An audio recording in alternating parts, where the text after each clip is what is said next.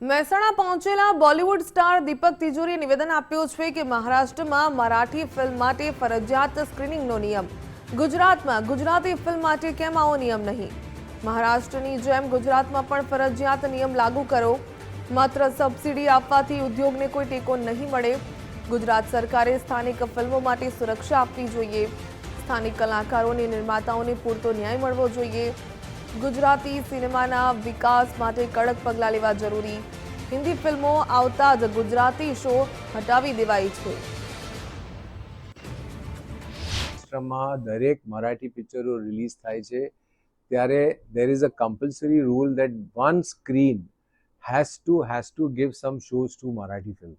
એવી રીતના આજે અમને તકલીફ અહીંયા પડી રહી છે કે આવું પિક્ચર સારું ચાલે છે અને અમારા આટલા સ્ક્રીનના શોઝ હતા અને જેવી આ બે હિન્દી પિક્ચરો આવી એટલે અમે આખા આમ શો અમારા બધા પડી ગયા.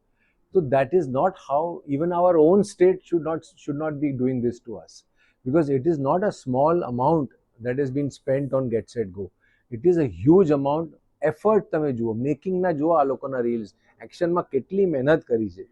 It is not a joke ને કે આપણે હવે અમે સડનલી બે હિન્દી પિક્ચર આવ્યા અને આપણે ગુજરાતી પિક્ચર ભૂલી ગયા.